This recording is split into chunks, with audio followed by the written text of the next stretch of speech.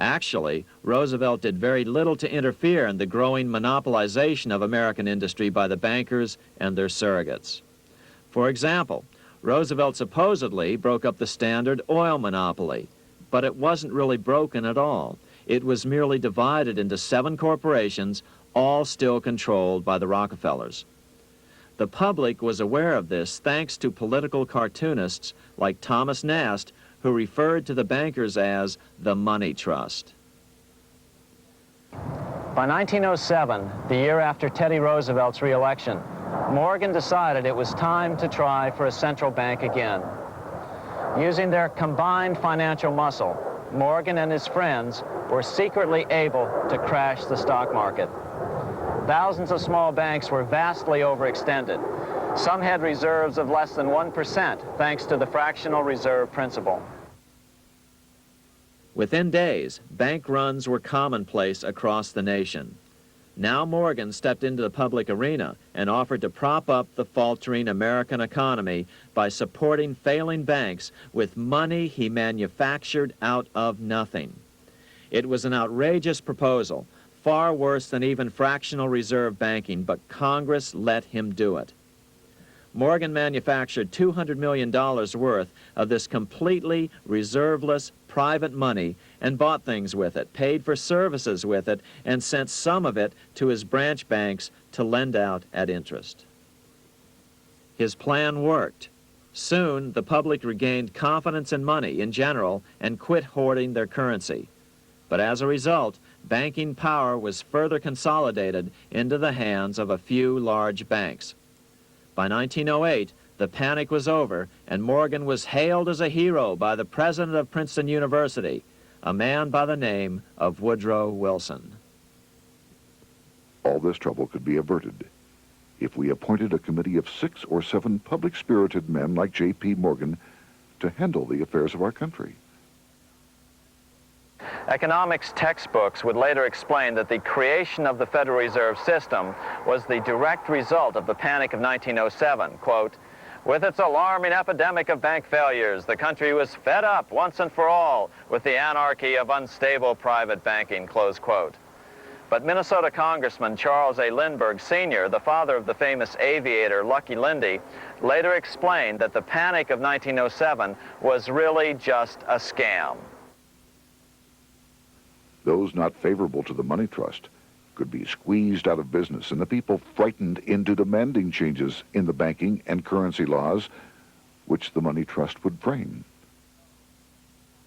So, since the passage of the National Bank Act of 1863, the money changers had been able to create a series of booms and busts. The purpose was not only to fleece the American public of their property, but to later claim that the banking system was basically so unstable that it had to be consolidated into a central bank once again.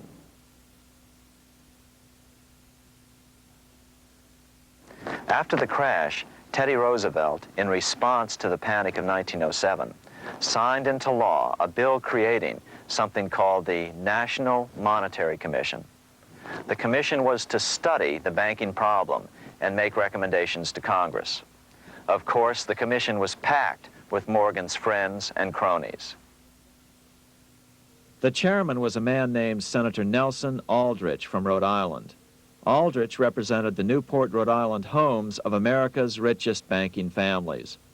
His daughter married John D. Rockefeller, Jr., and together they had 5 sons: John, Nelson, who would become vice president in 1974, Lawrence, Winthrop, and David, the head of the Council on Foreign Relations and former chairman of Chase Manhattan Bank.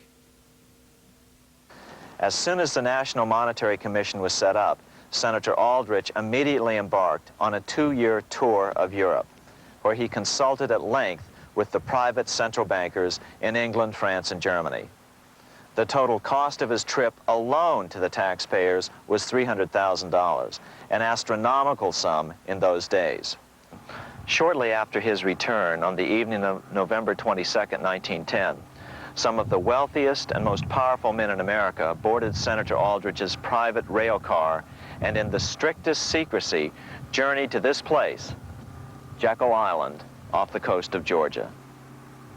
With the group came Paul Warburg. Warburg had been given a $500,000 per year salary to lobby for the passage of a privately owned central bank in America by the investment firm Kuhn, Loeb and Company. Warburg's partner in this firm was a man named Jacob Schiff, the grandson of the man who shared the Green Shield house with the Rothschild family in Frankfurt.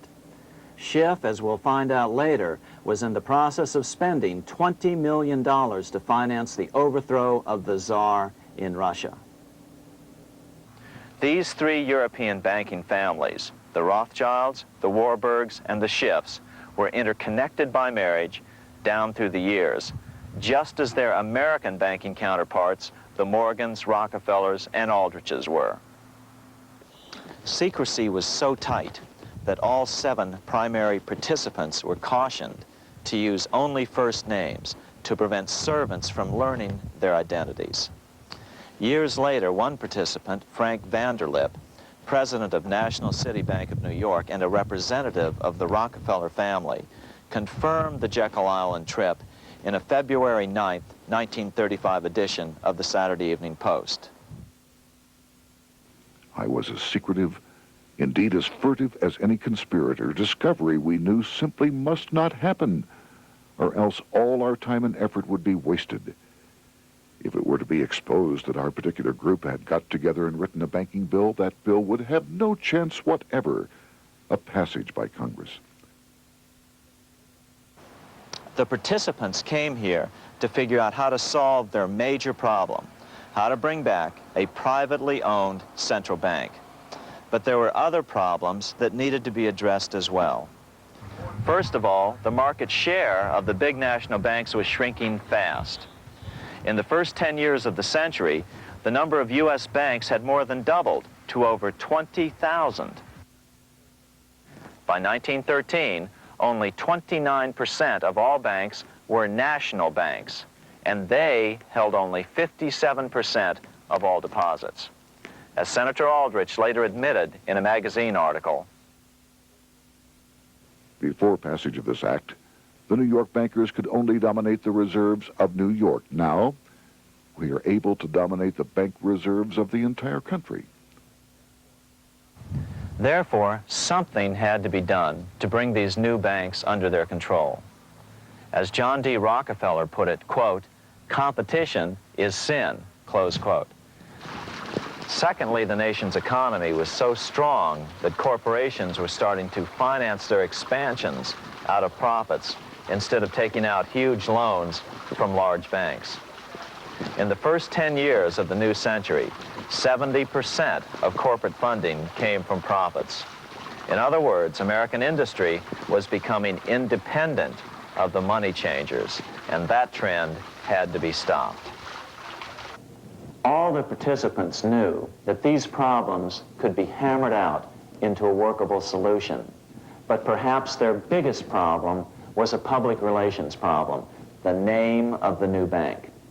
That discussion took place right here in this room, one of the many conference rooms in this sprawling hotel, today known as the Jekyll Island Club Hotel. Aldrich believed that the word bank should not even appear in the name. Warburg wanted to call the legislation the National Reserve Bill or the Federal Reserve Bill. The idea here was to give the impression that the purpose of the new central bank was to stop bank runs, but also to conceal its monopoly character. However, it was Aldrich, the egotistical politician, who insisted it be called the Aldrich Bill. After 9 days at Jekyll Island, the group dispersed. The new central bank would be very similar to the old Bank of the United States. It would be given a monopoly over U.S. currency and create that money out of nothing. How does the Fed create money out of nothing? It's a four-step process. But first, a word on bonds. Bonds are simply promises to pay, or government IOUs. People buy bonds to get a secure rate of interest. At the end of the term of the bond, the government repays the bond plus interest, and the bond is destroyed. There are about $3.6 trillion worth of these loans or bonds at present. Now here's the Fed money-making process. Step one, the Federal Open Market Committee approves the purchase of U.S. bonds on the open market. Step 2, the bonds are purchased by the Fed from whoever is offering them for sale on the open market. Step 3, the Fed pays for the bonds with electronic credits to the seller's bank, which in turn credits the seller's bank account. The trick is that these credits are based on nothing. The Fed just creates them. Step 4, the banks use these deposits as reserves. They can loan out over 10 times the amount of their reserves to new borrowers, all at interest. In this way, a Fed purchase of, say, $1 million worth of bonds gets turned into over $10 million in bank accounts. The Fed, in effect, creates 10% of this totally new money, and the banks create the other 90%. To reduce the amount of money in the economy, the process is just reversed. The Fed sells bonds to the public, and the money flows out of the purchaser's local bank. Loans must be reduced by 10 times the amount of the sale. So, a Fed sale of $1 million in bonds results in $10 million less money in the economy. So how does this benefit the bankers whose representatives huddled at Jekyll Island? First, it totally misdirected banking reform efforts from proper solutions. Second, it prevented a proper debt-free system of government finance, like Lincoln's greenbacks, from making a comeback. The bond-based system of government finance forced on Lincoln after he created greenbacks was now cast in stone. Third, it delegated to the bankers the right to create 90% of our money supply based on only fractional reserves, which they then loan out at interest. Fourth, it centralized overall control of our nation's money supply in the hands of a few men. Fifth, it established a central bank with a high degree of independence from effective political control. Soon after its creation, the Fed's great contraction in the early 1930s would cause the Great Depression. This independence has been enhanced since then through additional laws. In order to fool the public into thinking the government retained control, the plan called for the Fed to be run by a board of governors appointed by the President and approved by the Senate. But all the bankers had to do was to be sure their men got appointed to the board of governors.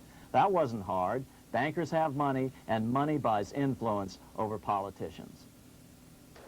Once the participants left Jekyll Island, the public relations blitz was on. The big New York banks put together an educational fund of $5 million to finance professors at respected universities to endorse the new bank. Woodrow Wilson at Princeton was one of the first to jump on the bandwagon. But the bankers' subterfuge didn't work. The Aldrich Bill was quickly identified as the bankers' bill, a bill to benefit only what became known as the money trust. As Congressman Lindbergh put it during the congressional debate, the Aldrich Plan is the Wall Street plan. It means another panic, if necessary, to intimidate the people. Aldrich, paid by the government to represent the people, proposes a plan for the trusts instead. Seeing they didn't have the votes to win in Congress, the Republican leadership never brought the Aldrich Bill to a vote. The bankers quietly decided to move to Track 2, the Democratic alternative. They began financing Woodrow Wilson as the Democratic nominee. As respected historian James Perloff put it, Wall Street financier Bernard Baruch was put in charge of Wilson's education. Baruch brought Wilson to the Democratic Party headquarters in New York in 1912, leading him like one would a poodle on a string. Wilson received an indoctrination course from the leaders convened there. So now the stage was set. The money changers were poised to install their privately owned central bank once again. The damage President Andrew Jackson had done 76 years earlier had been only partly repaired with the passage of the National Bank Act during the Civil War. Since then, the battle had raged on across the decades. The Jacksonians became the greenbackers, who became the hardcore supporters of William Jennings Bryan.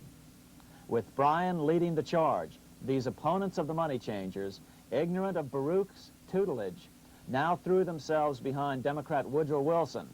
They and Bryan would soon be betrayed.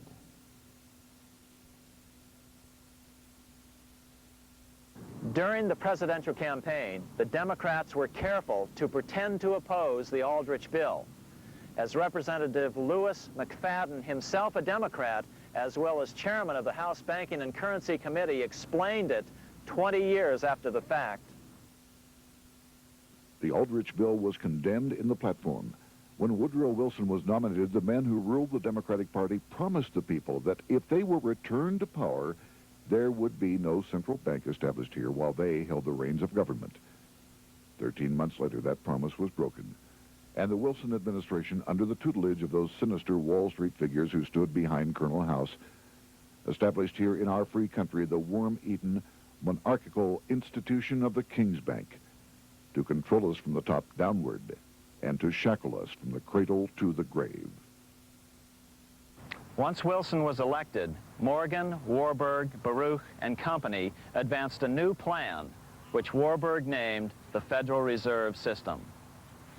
The Democratic leadership hailed the new bill, called the Glass-Owen Bill, as something radically different from the Aldrich bill. But in fact, the bill was virtually identical in every important detail.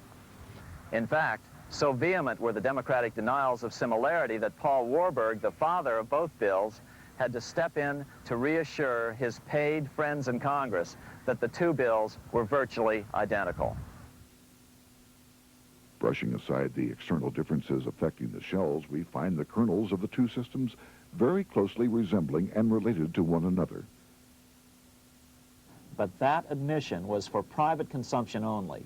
Publicly, the money trust trotted out Senator Aldrich and Frank Vanderlip, the president of Rockefeller's National City Bank of New York and one of the Jekyll Island Seven, to oppose the new Federal Reserve System. Years later, however, Vanderlip admitted in the Saturday Evening Post that the two measures were virtually identical. Although the Aldrich Federal Reserve Plan was defeated when it bore the name Aldrich, nevertheless, its essential points were all contained in the plan that finally was adopted.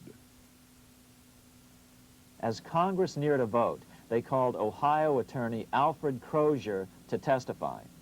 Crozier noted the similarities between the Aldrich bill and the Glass-Owen bill. The bill grants just what Wall Street and the big banks for 25 years have been striving for: private instead of public control of currency. It, the Glass-Owen bill, does this as completely as the Aldrich bill. Both measures rob the government and the people of all effective control over the public's money and vest in the banks exclusively the dangerous power to make money among the people scarce or plenty. During the debate on the measure, senators complained that the big banks were using their financial muscle to influence the outcome. "There are bankers in this country who are enemies of the public welfare," said one senator. What an understatement. Despite the charges of deceit and corruption, the bill was finally snuck through the Senate on December 22, 1913, after most senators had left town for the holidays, after having been assured by the leadership that nothing would be done until long after the Christmas recess. On the day the bill was passed, Congressman Lindbergh prophetically warned his countrymen that This act establishes the most gigantic trust on earth. When the president signs this bill, the invisible government by the monetary power will be legalized. The people may not know it immediately, but the day of reckoning is only a few years removed. The worst legislative crime of the ages is perpetrated by this banking bill. On top of all this, only weeks earlier, Congress had finally passed a bill legalizing income tax. Why was the income tax law important?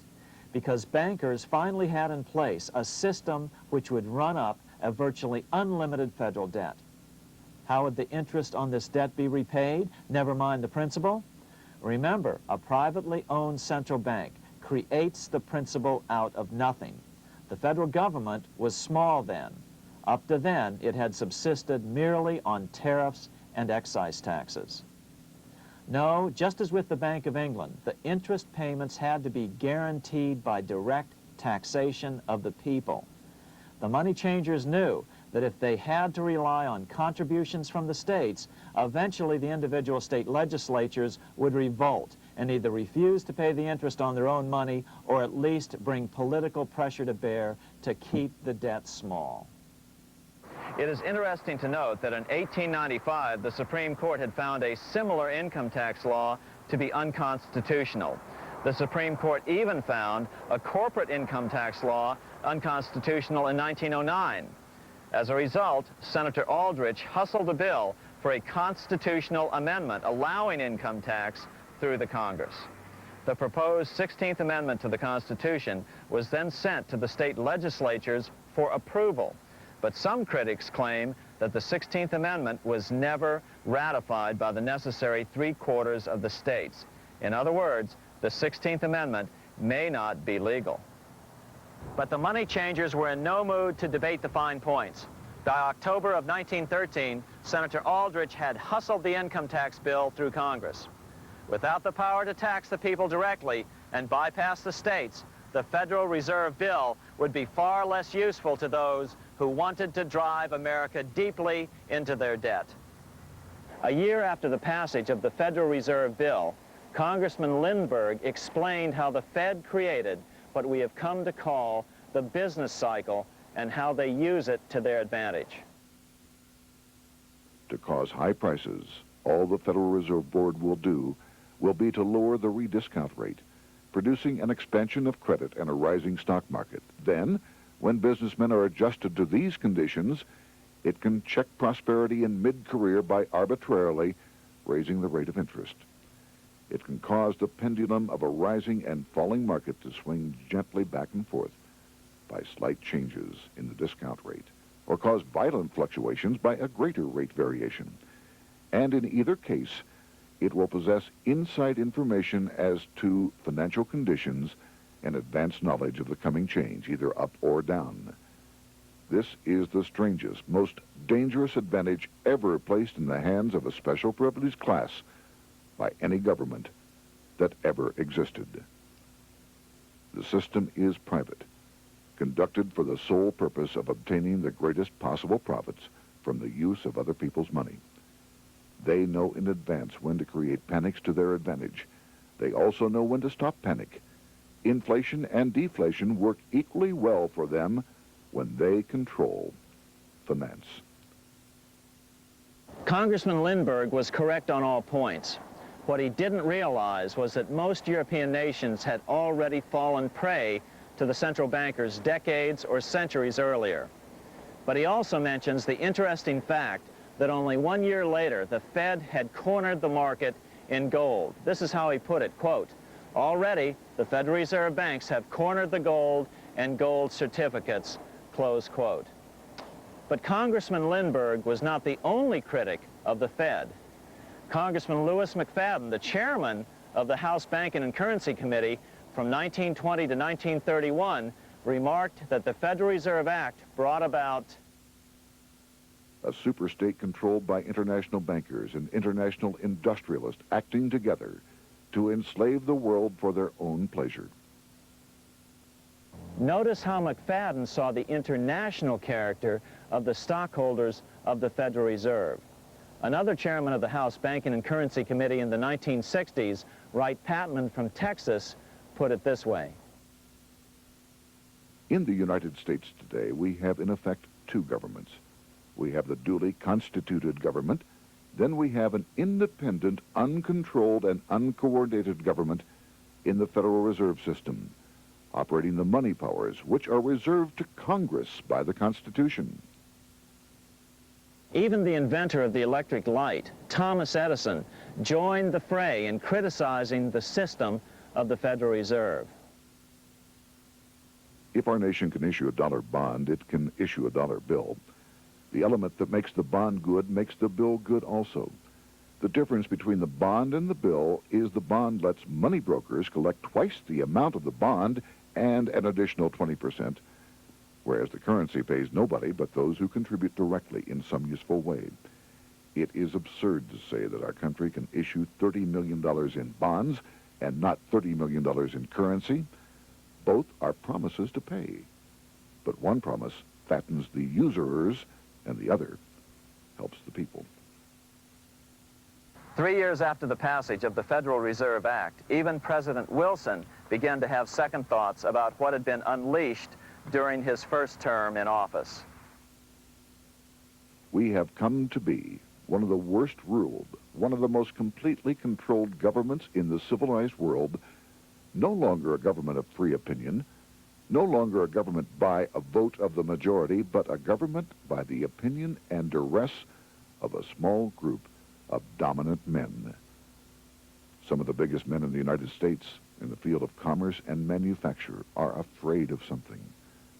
They know that there is a power somewhere so organized, so subtle, so watchful, so interlocked, so complete, so pervasive, that they had better not speak above their breath when they speak in condemnation of it.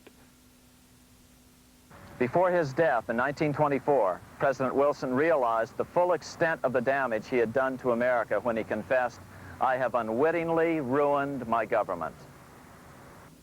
So finally, the money changers, those who profit by manipulating the amount of money in circulation, had their privately owned central bank installed again in America. The major newspapers, which they also owned, hailed passage of the Federal Reserve Act of 1913, telling the public that now depressions could be scientifically prevented. The fact of the matter was that now depressions could be scientifically created.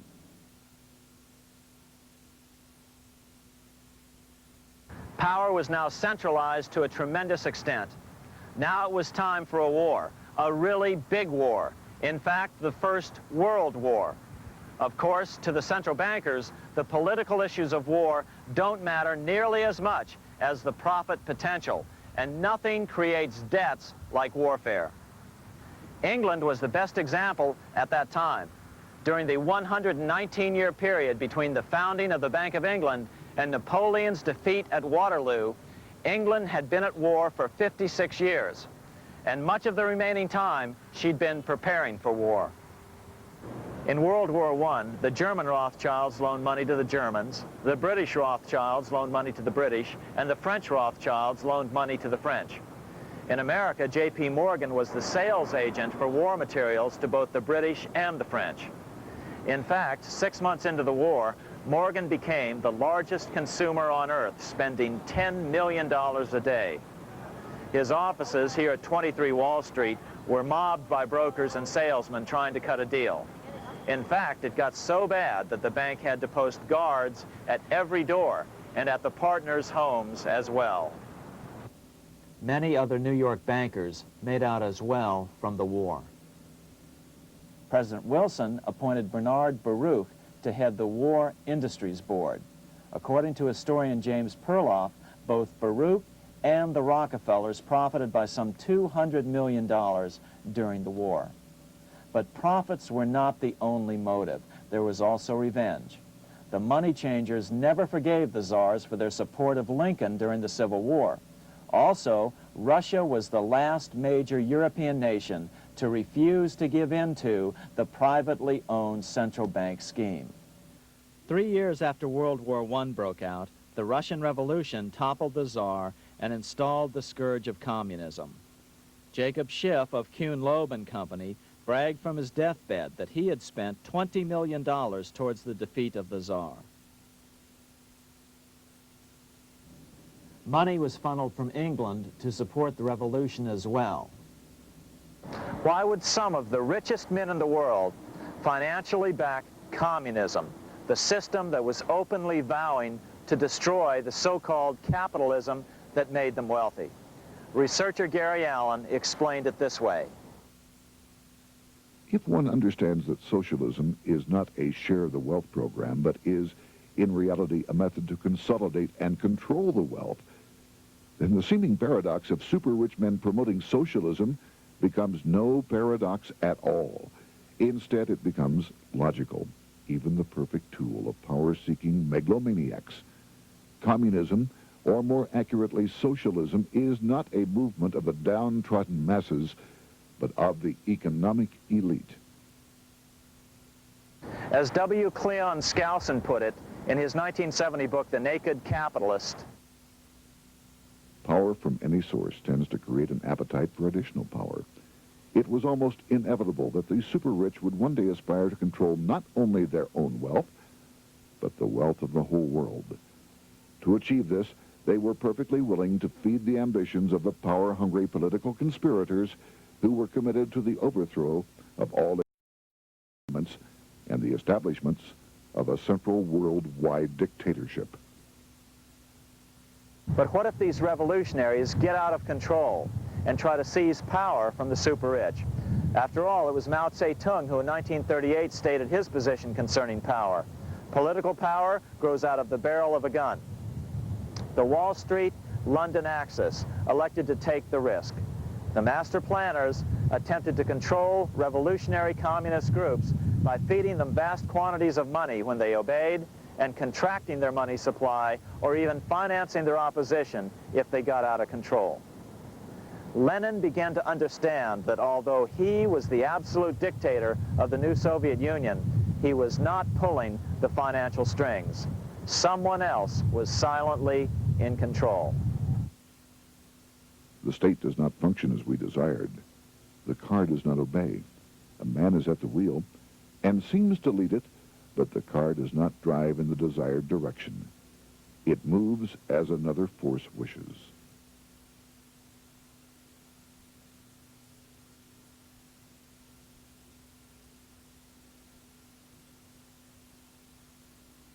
Who is behind it?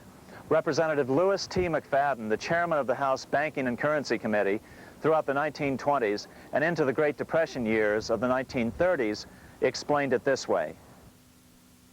The course of Russian history has indeed been greatly affected by the operations of international bankers. The Soviet government has been given United States Treasury funds by the Federal Reserve Board, acting through the Chase Bank. England has drawn money from us through the Federal Reserve banks and has relent it at high rates of interest to the Soviet government. The Dnipro Dam was built with funds unlawfully taken from the United States Treasury by the corrupt and dishonest Federal Reserve Board and the Federal Reserve banks.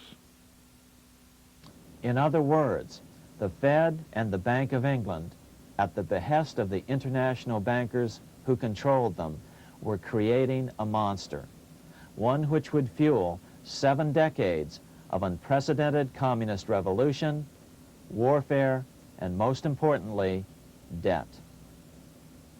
In case you think there's some chance that the money changers got communism going and then lost control, in 1992, the Washington Times reported that Russian President Boris Yeltsin was upset that most of the incoming foreign aid was being siphoned off, quote, straight back into the coffers of Western banks in debt service.